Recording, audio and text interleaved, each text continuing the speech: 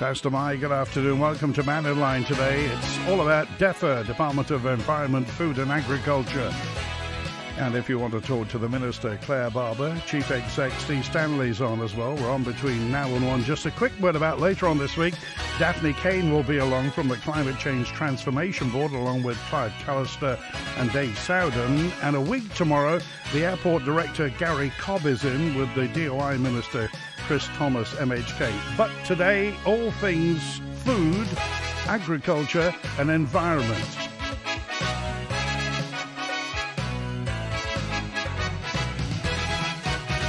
Having said that, it is an enormous department. Clare, Barber, Pastor Mai, good afternoon. Pastor Mai, Andy, good afternoon to you. How long have you been in the job now?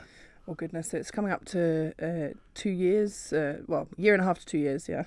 Time flies. I remember last time you were saying it was still a learning curve as well, because there were things popping up all the time. Absolutely. I think, the scope of DEFRA remains unchanged, and certainly there's very rarely a day when I don't learn something new.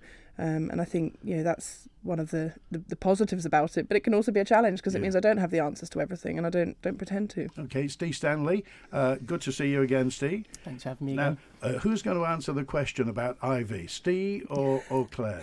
Happy to pick up on ivy. It's interesting, actually. It's one of the things, certainly I was misinformed, I think it would be fair to say, prior to coming into DEFRA. And we've had a number of queries raised over the years around ivy and whether it strangles trees. And I think when you look at it, it does look like it's almost taking over. Yeah. But in reality, actually, our arboricultural officers are very much of the opinion, they live in harmony. Ivy will attach to trees, as we see quite regularly in our landscape. But actually, ivy is providing a habitat for birds and other animals. It provides berries, there's flowers, there's all the benefits from those.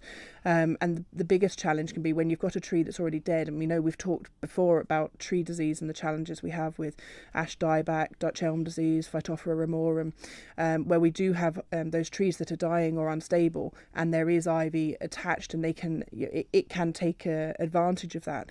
Then when they displace, people can wrongly blame ivy. Right. So as a general rule, certainly from the officers with the knowledge, as it were, in DEFRA would be, don't worry about ivy, don't remove ivy. The only time they would engage really with addressing ivy is if they couldn't do a proper tree inspection because of the coverage of ivy, where they would then seek to remove that in a controlled manner. But actually, ivy is a good thing, brings lots of benefits, and we all, I'm sure, enjoy singing about it at Christmas. Okay, and we'll come to loss of trees later on. But first of all, William's on the line. Hi, William. You're live with Clare, Barber and Steve Stanley. Hi, William. Oh, it's Victoria. Can you hear me? I'm sorry, Victoria. Sorry, wrong line, Victoria. You're live with Clare, Barber and Steve Stanley. All right, thank you. Hello, everybody. Hi there, Victoria. Hi, I just wanted you to, there's a lot of talk about food security. What's your definition of food security for the Isle of Man? So food security is another area, actually, where I've certainly been on a real learning curve. And there's lots of talk about food security, but really for me it falls under 4 pillars. So there's the purest form of food security is the availability of food on a day-to-day basis in a location and for individuals there. And we know that the reality on the Isle of Man is that a large amount of that is provided by our import routes. But we do have local produce, and absolutely it's right that, in my opinion, within that pillar we seek to increase the amount of local produce and therefore look at where we've got opportunities for import substitution. And that's something that DEFRA are keen to work towards, and we're developing a food security plan at present. But then there's also some other elements around food security. So there's the availability of good quality food and nutrition, and the ability and awareness of people around those topics. There's also the availability of food for everyone, regardless of whether it's on the shelves, but the ability to actually access it. And then that ties into the food banks and access to food for individuals in whatever given set of circumstances they have. And then finally, there's the piece that I think probably gets talked about the most, which is what happens when all of those things can't be put in place or something goes wrong. What's our backup plan? And that's very much what we saw, I think, around COVID.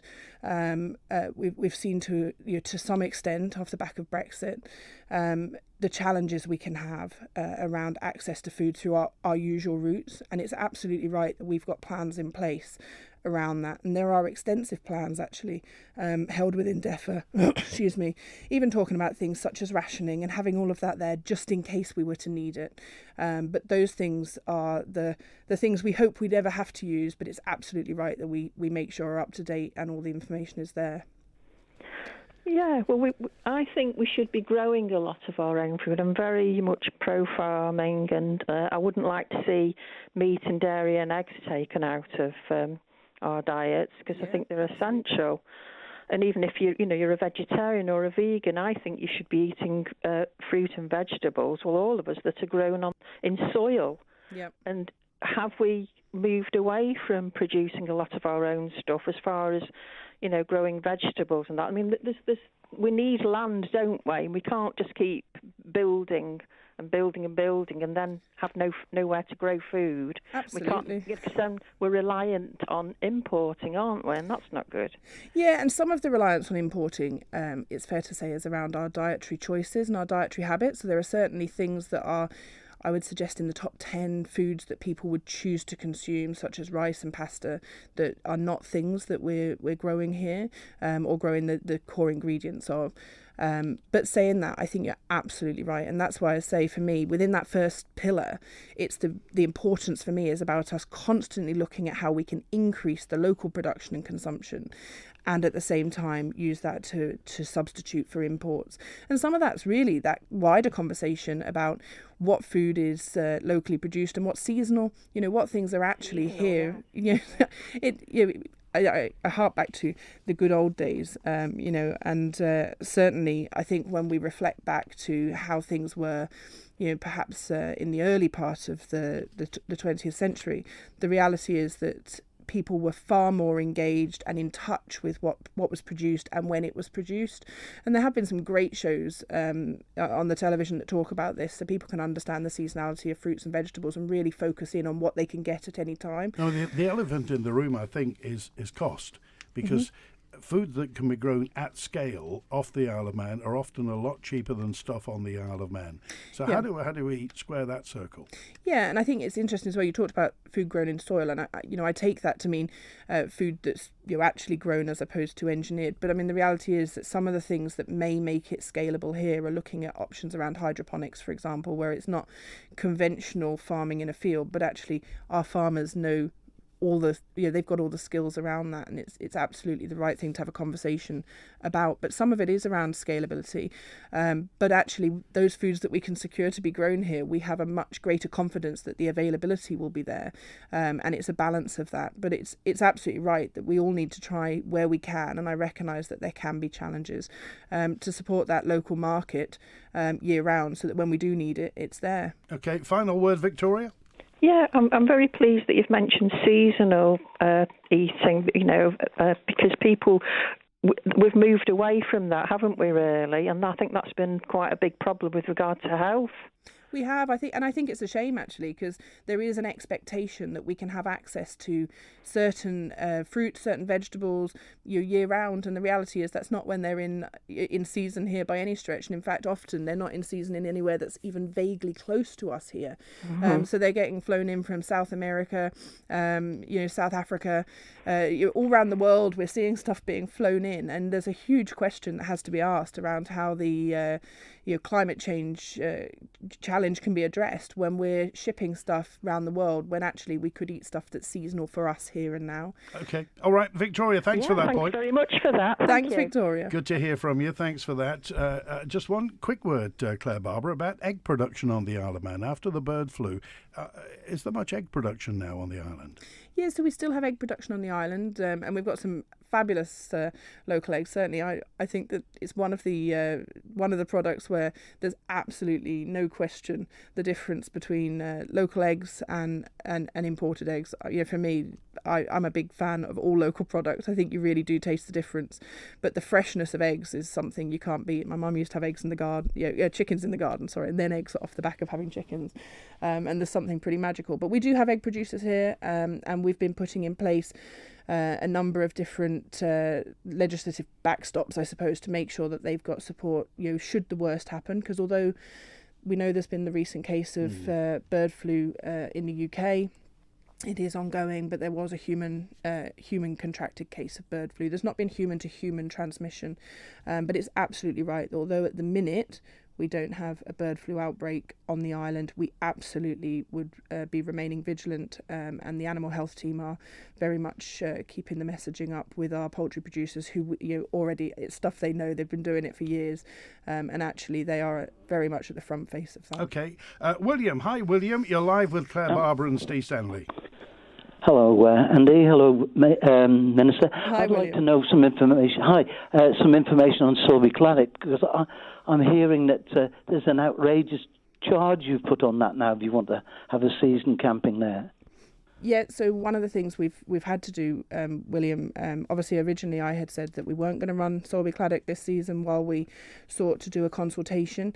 We listened to feedback, we heard the very strong feelings from those local businesses who would be affected by that, and we made the call to set Sulby Claret up for camping, but obviously on a cost recovery basis, and that was a decision that we really was the only way we could proceed with that this year. We're constantly under challenges with tight budgets, and it was a decision that was taken. So at the minute we're charging £100 for a season permit, or £100 for TT and Grand Prix permit.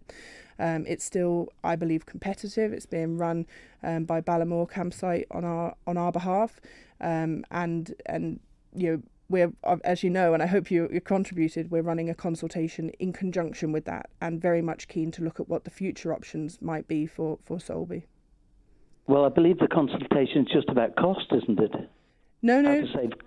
So that's certainly not the intention, no. I believe there's free text options within the consultation, and we'd very much be keen for people to talk about how we can run Sulby Claret, what it is they're looking to have at Sulby Claret, but ultimately it will need to be on a cost recovery basis, because we simply don't have a budget available to us in order to run it as we were and manage the liability. There also were some points around anti-competitive practice, and we're very conscious, obviously, of not or of being in compliance with the law within DEFRA. Right, well, I had a little bit to do with it a few years ago, 10 years plus. Mm-hmm. I was asked to join a group to look into the future of Sulby Claret. Mm-hmm. After the second meeting, when politicians were involved with it, it became looking at the future of camping at Sulby Claret, and that's how it ended up. But it was ran all right when your department ran it with a permit system. It had a very, very good guy going round called Peter Knowles. He was the warden, and he ran it fine, and it was about £15 a year then. Mm-hmm. I don't know where's the expenses come from now. So there's been a colossal amount of money. So there's been a couple of things. One has been around having security on the site. That was a decision that was taken. There had been, I believe, some instances that I've been made aware of, but also making sure that we were covered off in terms of our occupier liability position for the site. And there also, more recently, because of the failure of the toilets, there has been an issue around using portaloos and the cost of paying for those portaloos. So there are costs that are associated with it, and we simply we're seeing an increasing amount each year in terms of the cost versus what we could bring back in for the site. William, what do you want to see happening at Sulby Claret? To revert back to how it was run. Thank you. There was a wonderful guy in your department, called Graham Watson, mm-hmm. and he will have all the information, I'm sure, on what was decided some 10 years ago, and it ran all right up till COVID. William, is it true there were some instances of bad behaviour? I know that the commissioners didn't want much to do with it because they were tired of people behaving badly there. That's very true, but that was sorted out by, at the time when I was going, a very good police officer, and before I started going, a police Inspector Quirk and another inspector called Derek Duke, who ran the place. They came and checked it. But when we got a new officer, a new inspector, he couldn't possibly be sent or send his constables to Subic Claddagh because he had the whole of the north of the island. I asked him this personally, and so there was no policing getting done. They didn't even drive through. So obviously things go astray, don't they? It happens. And I think there's a culmination of factors, and you're right to point that out, William. One of the challenges is that the police equally are running on tight budgets. There's also huge focuses now around online crime, cyber crime, financial crime that takes a huge amount of resource from the police. And the reality is that has had an impact in terms of police visibility in the nights. And you're right, there is a limited number of police officers, for example, in the north at night. And to declare a brief interest, my sister actually is a police officer, so I do have some level of insight, both from her, but also more broadly from talking with the constabulary and obviously being in Home Affairs actually for the last 5 years prior to coming into DEFA. So there's a culmination of factors, and I think it's absolutely imperative. We want to, I'm very much looking at this consultation with an open mind. I certainly wouldn't be averse if there was a group who wanted to establish themselves on a formal footing and wanted to look at taking on the running of the campsite on more of a basis where they take those occupier liability elements on. So if there's people, I suppose, a bit of a plea really, if there are people who think that that's an option they'd like to explore, please pop it into the consultation or drop me an email. I'm very much here wanting to listen. Okay, all right, well, William. Just one more. If the Minister would like to look into closer at Hansard and what the past has been about Subic Claddagh, when permission was granted for the first people to overnight way back in the 20s, sorry, you might find a little bit more knowledge about it. It's all in Hansard if you have the time and the effort to do it. I promise you I've spent because it's historically all of these bits, so it's not that I haven't read them, William. Equally, Graham's still in DEFA. Graham's still there, and very much part of the team who've been providing that insight around where we've been before. I realise that there's huge amounts of communication that's been there around Solby, and I naively thought I would be able to come in and simply say, let's just open it up. If I'm brutally honest, when I came in as Minister, that's what I thought we'd be able to do. The reality was different, and I've had to accept that, which is why I want to do this piece of consultation work and find a longer-term solution for the Claddagh. Okay, all right, William, thanks for calling today. Thank you. Thanks, all right, William. Good to hear from you. And also, could you comment on, we had a text in just saying, could Clare confirm that the Solby Claddagh is not going to be sold off and expensive houses put there? Absolutely, 100% categorically confirm it's not going to be sold off. You must have heard that. That's been mentioned many times. Yeah, it has been mentioned, and I dispelled that at the public meeting, and I'm happy to dispel that on any occasion. That's absolutely never been the intention. It is a piece of land available for the public, and that is absolutely the right thing for it to be. The only thing that, as I say, I would consider would be providing the use of it for a local group who were formed properly through appropriate structures, if they were able to do that. Okay, and Steve Stanley, obviously that's something that the department has to pick up. The officers have to pick up running Solby Claddagh. How have you found that? I think it's fair to say it's been a challenge over the years, and trying to find the appropriate sort of setup and arrangements has been an ongoing conversation. And I think, as the Minister said, departments are under challenges around finances, and we have a cost envelope within which we have to operate all of our services and look to continually improve those. So I think the opportunity was taken with the feedback from the public meeting to see, okay, what could we do to try out for this season alongside the consultation, to hear that feedback. And I know it's been an ongoing conversation for many decades, okay. But now is a good time, I think, to look at all of that and see what the picture can be going forward. Talking of which, we're in a brand new financial year as well, so there'll be a brand new shiny budget in place as well. Is it what the department wanted? I think we've all had to accept those challenges, and so we put forward our sort of cases for urgent things that we needed, one of which was about tree disease. In particular, things that are kind of on the horizon that maybe couldn't be as clearly foreseen, but we have a duty to deal with. So, the works up at Glen Helen is an example of that money being put into use. And that is an ongoing challenge that we're going to have to face. Tree disease is a black hole, isn't it? You can pour money non-stop into tree disease. Absolutely, and I think we have to take it on a risk basis around where the greatest potential harm could arise from those trees. So what is happening at Glen Helen? So the team have put together a plan whereby the first if you've driven through there, you'll see quite a lot of the work's already been undertaken. that first part of the bank has been taken away, the trees removed. There is a planting scheme to come back to follow that up, and really that's around impact and potential dangers to the road users and the public more generally. But it's interesting looking at the history of that area. That's very much largely a man-made sort of situation that we have around Glen Helen, and we've looked at an approach that we can, think about biodiversity, think about how we can introduce trees back into there. It was built to look pretty, wasn't it? Yes, it was. So we have to balance that. We have to make sure that we're, as I say, fulfilling our duties as a landowner, as other landowners will have to do, but also to make sure that we get the balance right between, managing that risk, but also protecting the habitats and the general appearance of the area, which is clearly a big part of what DEFRA Estate provides to the public and How our long is it visitors. going to take? So it's going to carry on post-TT, and we were hoping to have it all sort of done and dusted pre-TT. That hasn't been the case because of the complexities around sort of highway routes and road closures. But this is an ongoing situation for the department and the wider sort of challenge for government and the public around how we manage this, quite widespread, quite fast-moving, particular ash dieback, a disease which does affect trees and does cause limbs to fail due to how the whole interaction between the disease itself and then secondary pathogens into the root systems.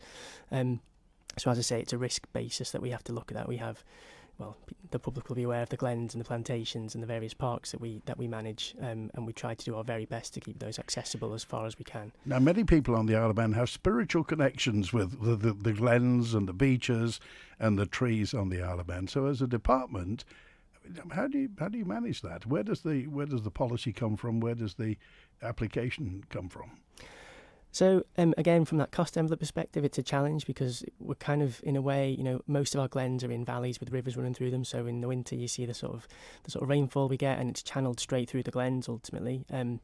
So we see path erosion, we see trees that fall in those situations, and we are constantly trying to manage that and keep routes open, keep the services available that people want to enjoy, and as you say, have long-standing memories of enjoying those areas as children often. Okay, hi Bonzo, you're live with Clare, Barber and Steve Stanley.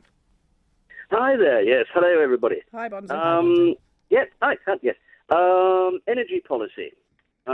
What progress is DEFRA making towards the implementation of renewables, in particular, onshore and offshore wind? So from DEFRA's perspective, energy policy sits with us. We're running very slightly behind.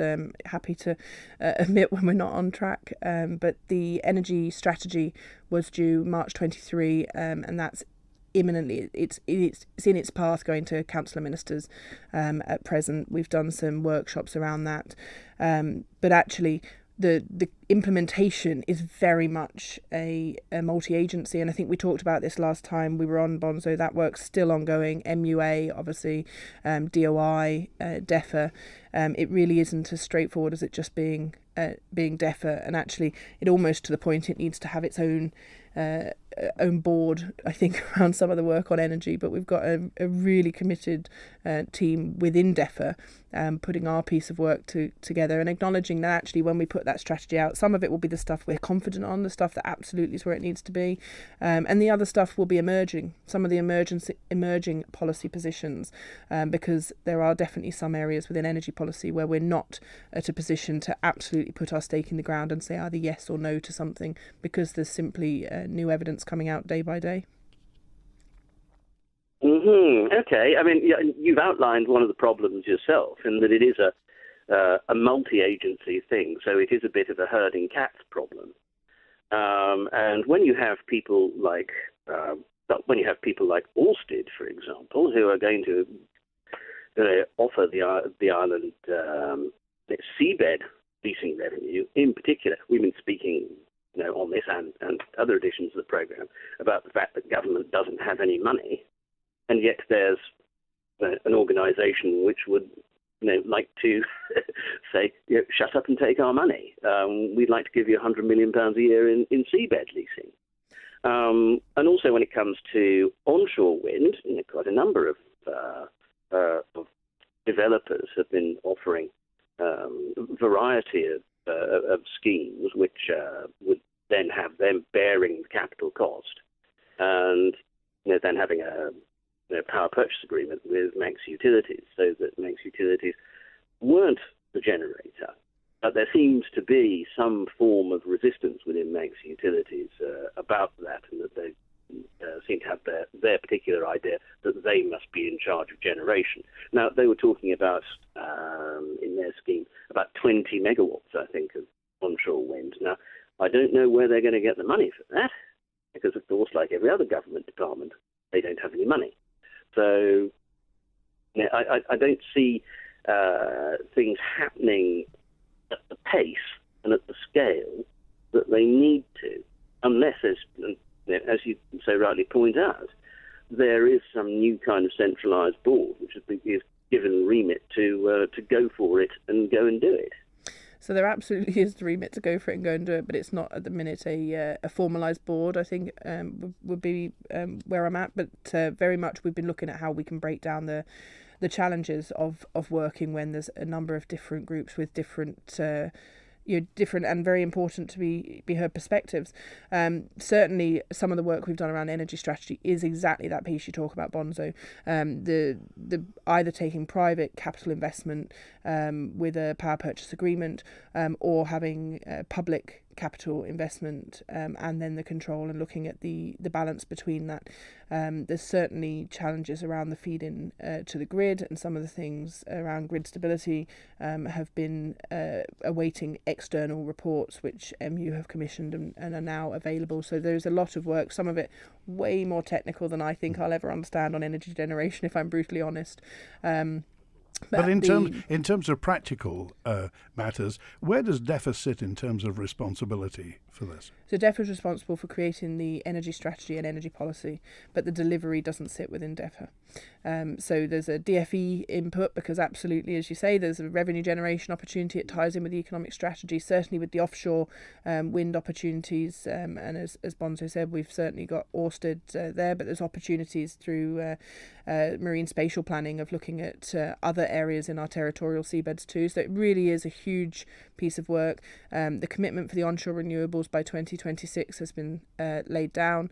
That's with 20 megawatts of onshore wind and 10 megawatts of solar is the current projected breakdown.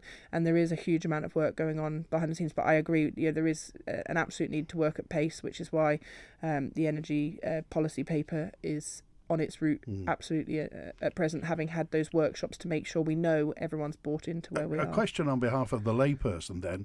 If, as Bonzo said, Ørsted is sitting there with a big bag of money ready to give the Isle of Man, why are we hanging around? So we're working with Ørsted already. I know that there's been a lot of progress in that regard. There's also been gap analysis done around where there may be need for legislation, depending what might happen. Certainly in terms of territorial waters, health and safety legislation, etc. But I believe the government are in a strong position in terms of that, and absolutely those doors are wide open and good conversations that we're having. Okay, final word, Bonzo. Yes, well, I look forward to the energy strategy report coming out. Will that be very soon, or I hope is that so. going to be this, well, yes, is it going to be this side of the summer recess, or into the next Tynwald session? So I think it should be published this side of the summer recess. Yeah. All right. Well, I look forward to reading that. Okay. All right, Bonzo, good to hear from you. Thank you. Got another question. What happened with the flour mill in December last year? DEFRA said it will be publishing a report on the future of the flour mill in the first quarter of 2023. So we had a report around future options. What DEFRA has sought to do then is work with stakeholders to make sure that their voice is heard within that paper, and that has now gone to Treasury for them to make a decision around the future of the flour mill.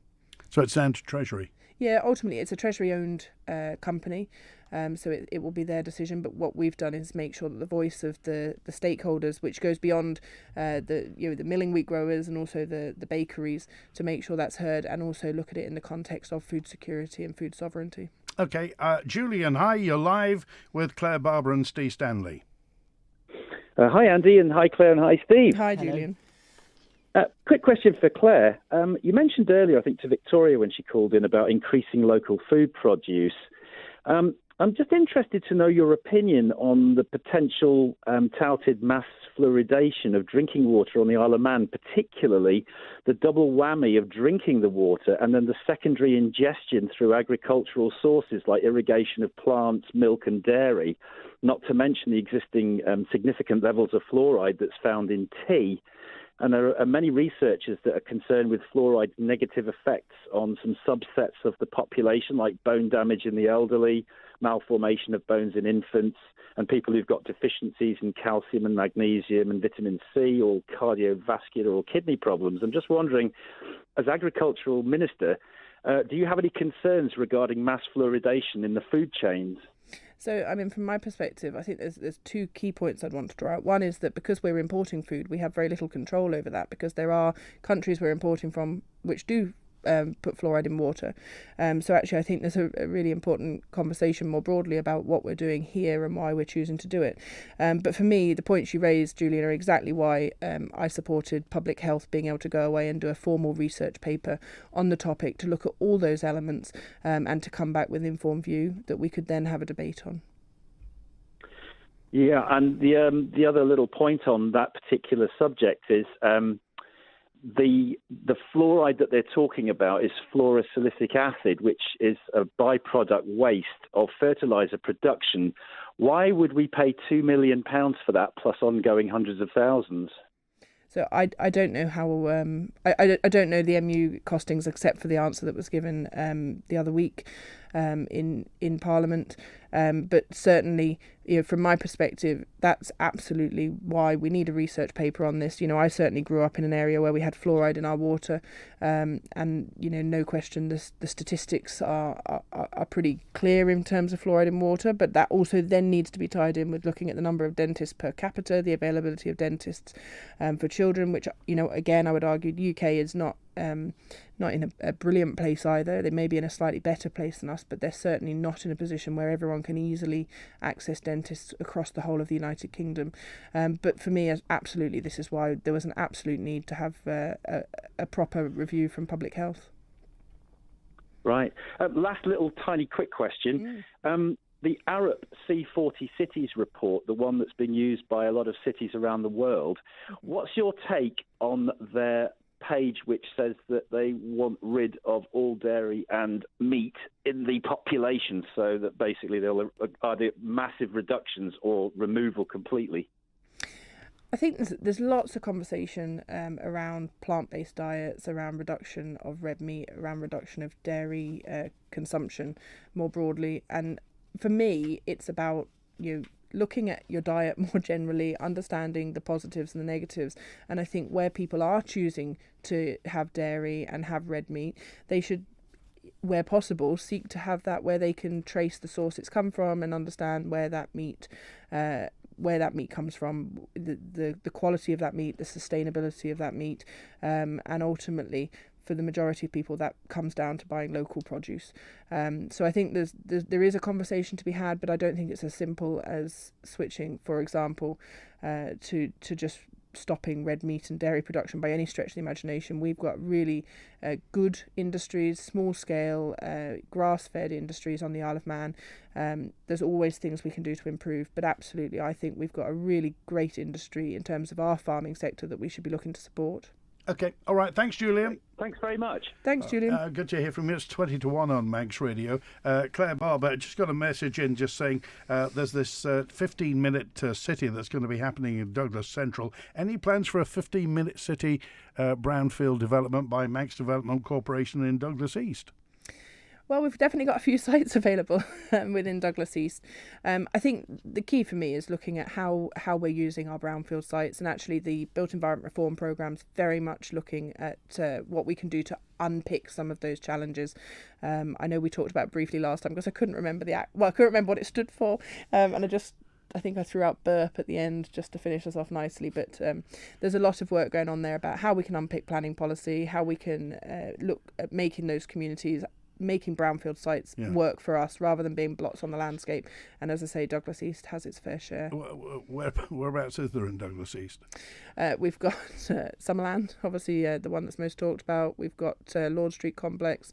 There's the old Park Road school site, the old prison site. There's a number of others along the promenade that certainly fall into that category. There really are a good chunk within Douglas East for what is geographically a small constituency, and really the first thing people see when they get off the boat, certainly. Okay, one for Steve Stanley just says DEFRA's planting woodland trees. Which trees are being planted? Do you know what they are? Ooh, there's a question. So certainly native to the island. So we have documentation that people can see online, which will tell people what sort of trees to plant around the island that are native species and sort of appropriate. What's the website? On our DEFRA website. DEFRA.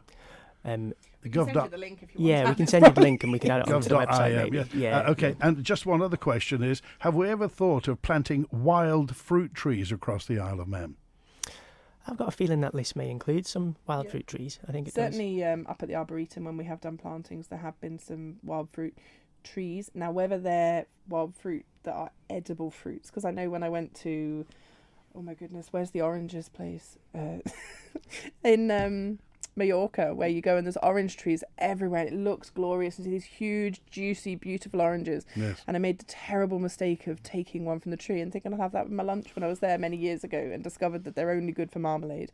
So I think there's a balance, but certainly there are options. And I know the concept of community orchards, for example, is something that's been discussed both in the context of food security and also just there's something quite special, I think, about community gardens and community orchards. Okay, live today with DEFRA Steve Stanley, the interim chief exec, and Clare Barber, MHK, the minister, on till 1. It's the King's Spa's 5th birthday, and with some amazing celebratory offers, we'll make you feel like royalty. Our unique new VIP card will let you celebrate our birthday year in style, with prestige access and a range of events, wellness weekday spas, afternoon teas and priority lunch bookings on Wednesdays and Fridays.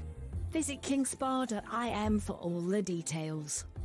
The King's Spa, King Edward Golf Club, Onken, celebrating 5 years of wellness. When you need a fitting memorial or headstone for a loved one, contact Manx Memorials in Peel.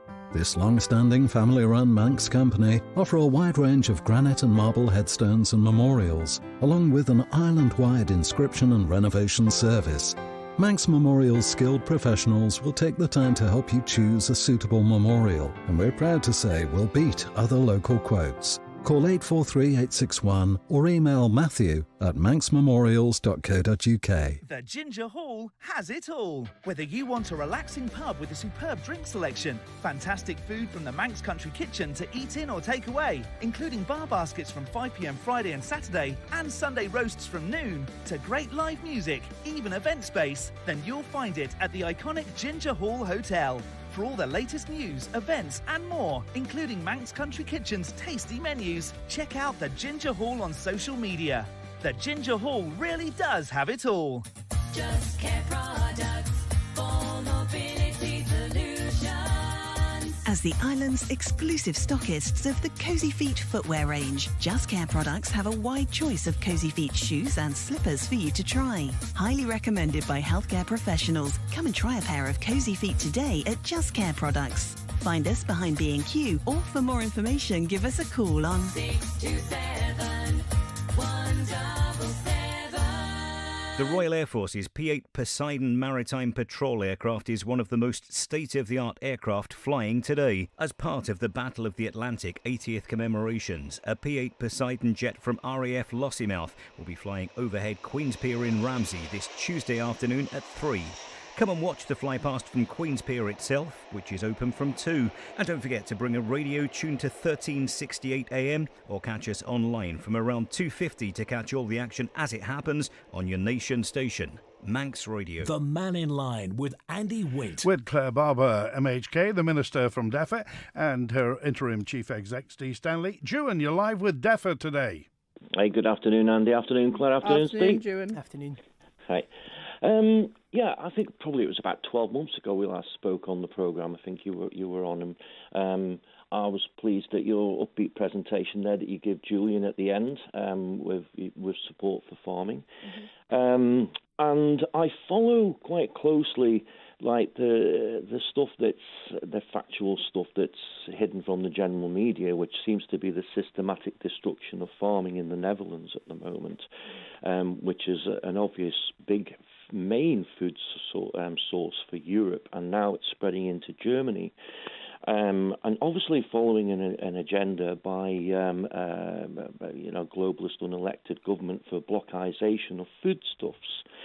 So taking it back to local, there was a good documentary recently on, if anyone wants to look at it, agriland.ie on farming, which was produced by Drew and Turner from Energy Media. I think you've done a presentation on that as well, I think, yeah. Claire. Mm-hmm.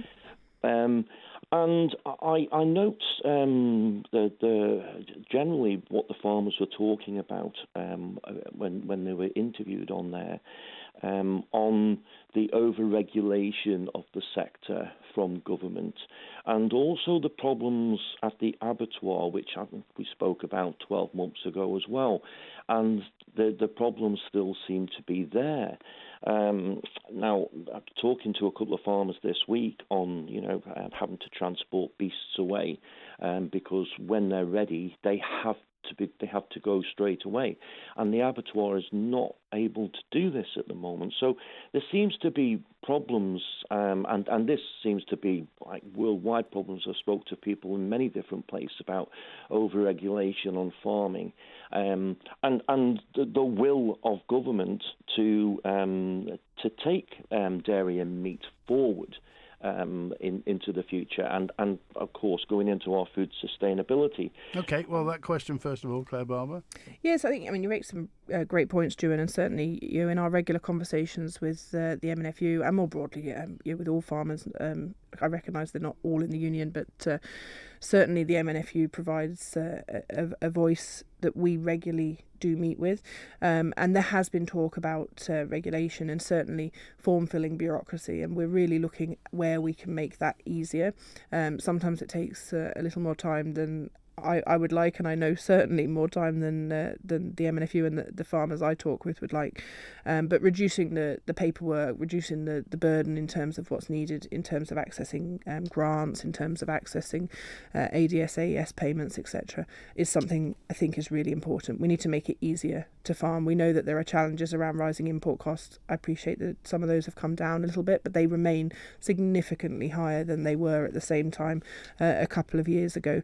So I think there is something within the agriculture strategy for me, and that's something that we want. That's why we've really taken the time and taken feedback from the sector about slowing that down a little bit to make sure we get it right. Ultimately, it's there for 10 years. We've also had some independent research carried out looking into feedback from the sector on the island, working through stakeholders and also allowing engagement from all of those people who are farming here in the Isle of Man so that they could feed in, and then benchmarking that against what's in place elsewhere.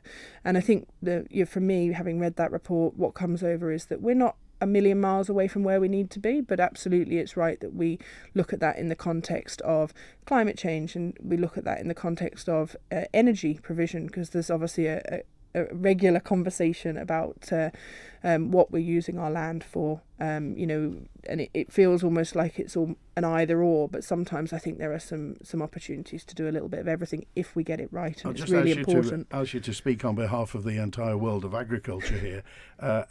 Is there an agenda to get rid of agriculture in certain places? We've seen this well-documented scenario in Holland.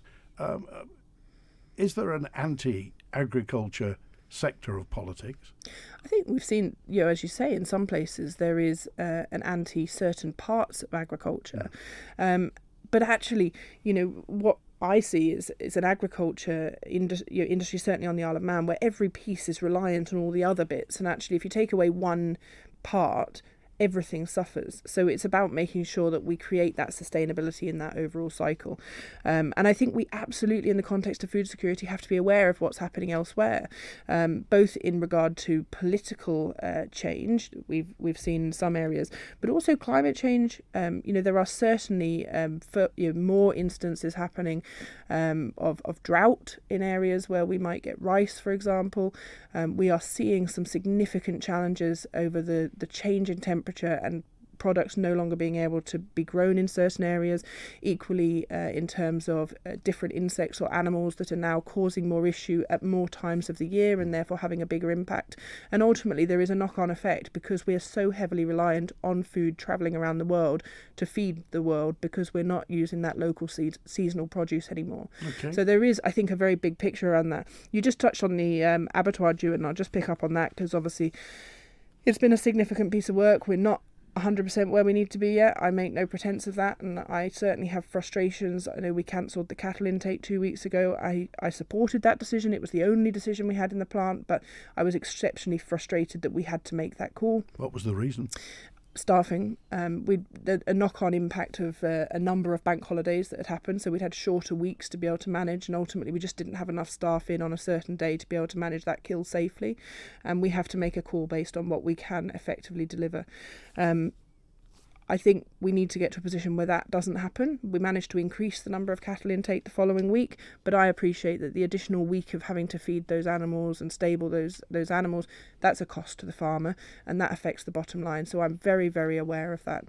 Good news that I am able to bring, though, is that we have recruited the managing director role for the plant, and there'll be information coming out very soon with details of them. But they do have 16 years experience within the sector. They have links with the island, although they are moving to the island, and I'm really excited. I think it's going to be a great appointment, and I'm really looking forward to working with them to really bring the meat plant to where it needs to be. Okay, all right, thanks, Ewan. Cheers, Andy. Good to hear from you. I want to go to Wilf now. Wilf, you're live with DEFRA today, Wilf. Okay, thank you very much. Now, what I'm on about, last month at the Commissioners' meeting, I asked for the corner of South Beach to be cleaned, because when the tide is in, we've got very little beach left, and that's where everybody sits. I counted over 200 people last summer sitting on that particular bit. Now then, it's covered with rotten seaweed and rubbish, and our commissioners have totally refused to clean it, and it's their responsible to clean it, because I've phoned up Chief of Harbours and they said the commissioners, that's their job to clean it. I remember them cleaning it 40 years ago with my old digger when I had a digger. Now, they haven't done it since. And I asked to get it clean, and they said, no, if it's man-made rubbish, we clean that. But if it's anything fetched in from the sea, we don't have to do that because it's brought in by the sea. Now, it's a kind of a dead corner. Everything gets washed into that corner when the tide's in. And that's the only bit of beach that's left. The rest of the beach is totally clean when the tide goes out. But that's the bit where everybody sits. And I want it cleaned, and it's the kids are going to break up shortly for the summer, and they'll all be down there, and the seaweed is down there, and it's stinking, and they refuse to clean it. And they come up with some rubbish about, oh, well, the birds nesting on it. There are no birds nesting on it. I've been down and checked, and I know about bird life. That's fair enough. But the thing is, there's nothing there. When birds nest on it is when you let it build up high enough that it's out of high water mark, then they nest on it. But it wants scraping back. And the last time it was done, 40 years ago. Okay. Is that a DEFRA matter, Steve Stanley? So I don't believe it is. It sounds like through the correspondence that Will's had with the commissioners, he's ascertained it's the commissioner's responsibility. So I wouldn't really want to comment on those operational side of things, but obviously we've talked about, I think you mentioned it was 40 years since the last time that's been done. I'm guessing they have their own budget challenges around where they dedicate their services. But it's not something that we would get directly involved in. I know there's a link to wildlife, but it's not something I'm aware of as something that's been raised within DEFRA. Does DEFRA ever clear beaches? Not that I'm aware of. Okay. No, although I mean we have previously also you work with Beach Buddies, though, for example, and we're looking at putting out a new option for a contract to fulfil those areas, which is more about surveying beaches for waste, to make sure that we've got that information and we can feed that into the appropriate international agencies and be part of the statistics. Okay, it'd be nice to see how that pans out. Finally, David, you've got about 90 seconds, David. No, I can do it. Can I ask the department anyway, regarding the Mounts Housing Development Corporation, what's the interest between yourselves and that development, and how is it separated? Why aren't we having a planning inspector judging the planning application, the main road? And the final thing from me was, Mr. Stanley should get the job. Move on. Okay. Yes. So our Manx Development Corporation getting an easy ride because it's an arm's length government organisation on planning? So no, absolutely not. There's clear frameworks laid out around planning, and they are being followed. Manx Development Corporation is a company owned by Treasury. There are very clear rules as to what has to be raised into an inspector, and this will simply follow the same process as any other private, public, or any other development. The one exception is any DEFA developments. Anything on DEFA land or by DEFA always goes to a call-in process, because it would not be appropriate ever for us to make an assessment against our own application.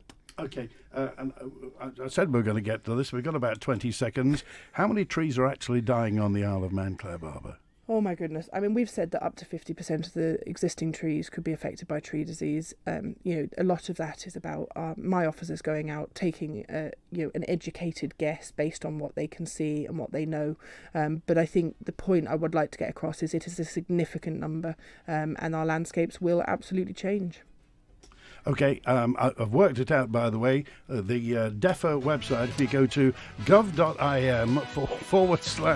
DEFA, and you'll find out there exactly. So there we are. Steve Stanley definitely getting the job as Chief Executive. He is fabulous. Yes, all right. Thanks for being with us today. Thanks for all those questions. As we got through about 10% of what we should have done. Will you pop back before Christmas? Yeah, absolutely. Let's get a date in the diary, Andy. Lovely. Thanks for being with us today. It's been DEFA all the way with Steve Stanley and Clare Barber. And Wednesday, Daphne Kane is here with the Climate Change Transformation Ball, which means tomorrow it's an open line from 12 through till 1. Thanks to Howie Kane and Chris Quirk on the phones today. WINT. I've been made redundant.